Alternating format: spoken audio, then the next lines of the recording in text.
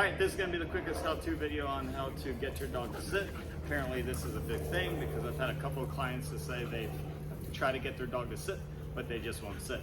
And how to do it. Been putting this off because essentially to me, this is one of the least important, most important things you can do with your dog is to get them to sit.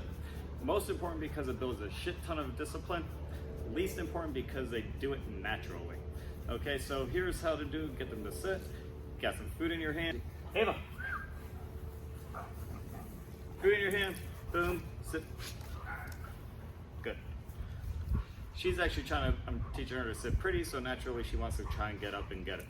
Ava, right, boom, good. Got the food in your treat, the treat in your hand, comes up, butt goes down.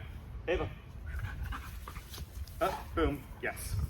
And that is it. That is how you get your dog to sit over and over again. Yes, the dog would naturally want to sit, however, but they will not do it to a command. So here you go, boom, butt goes down, treat, yes. It's right, boom, treat goes up, butt goes down, that is it. Okay, so a dog would naturally want to do it, but you gotta put a command to it, so naturally that means you have to train them on how to do it. So if you're looking at it, treats in front, it goes up, butt goes down, and then you reward. Boom, up, yes, good boy.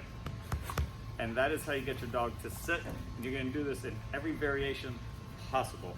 Ava, left, boom, boom,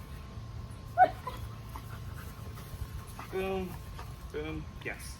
You're doing everything you can to challenge them on keeping that sit. Okay, so that means, before you let them out of the cage, they gotta sit. If they take them outside, they gotta sit. Take them out for a walk, they gotta sit. Before you start your walk, they gotta sit. So this is why I say it's one of the most important things because it builds up discipline. If you got someone who's really fast and anxious and wanna go, go, go, like an Ava, that's where you gotta get them to sit and stay calm. If you got someone who's more confident and I don't wanna say lazy because he's sitting right here in front of me. Hey, speaking of which, sit. Yes, good boy. You still want to do it just so you can develop that pattern so this way they can get used to it. Ava. Up. Good girl. Good sit. Boom. Right. Boom. Good girl. Not just only knowing how to get them to sit, is watching them sit because that's going to tell you a lot about your dog, okay? So if you got a dog like, for instance, her, who's naturally going to want to go back, that tells you about your dog that they're a little skittish, they're a little insecure, they're maybe a little bit afraid. If your dog goes naturally forward, that tells them they're confident, they're ready, they want to go and conquer whatever is in front of them.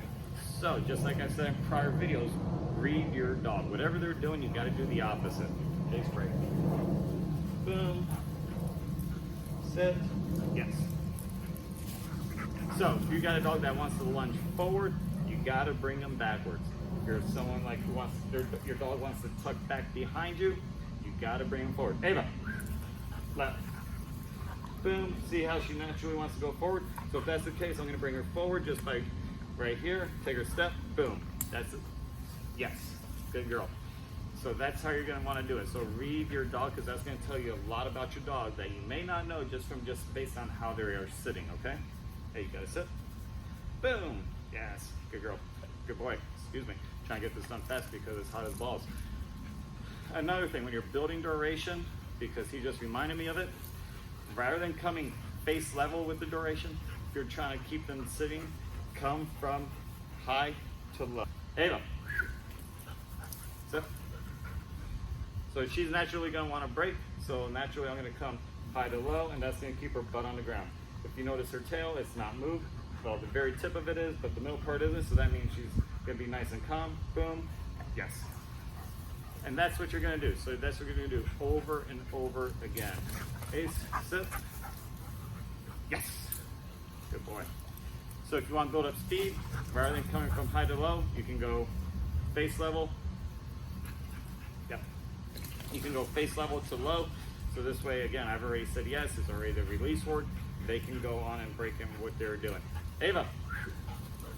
But rather than doing the same old thing over and over, rather than just saying, sit, you're holding it up. So if you want to start doing sign language, just based on hand, I always go up with the hand because that's going to be your sit. Yep, Ava, right? Boom, that's it, yes. And you're going to do this in every variation possible, so this way it keeps them interested, it keeps them engaged, and that's how you're going to get a solid sit. Ava. Boom. Goes up. Okay. Boom. Right. Boom. Left. Just follow the hand. Boom. So that's what you want to do. If you want to keep them engaged, do the circles. That's why you see most trainers doing circles with their dogs, so they're keeping them engaged or keeping their drive up. Because if you just keep telling them to sit, sit, sit, either one, they're not going to do it because even though the dog instinctively knows how to do it, they don't know what the command is, or they just don't care because it's not fun just to sit, sit, sit. So that's why you got to do it fast. If you want to get them to sit faster, do a faster release. If you want to keep them engaged, keep them moving. So that's why you can do lefts and rights and centers. And that is how you're going to build a solid solid sit. And if, sit. Yes, good boy. And if you want to throw in the hand signs, just start getting them up. Again, to each their own on how you want to do your hand signs, but that's usually mine just because that's how I'm going to feed them, to learn to sit.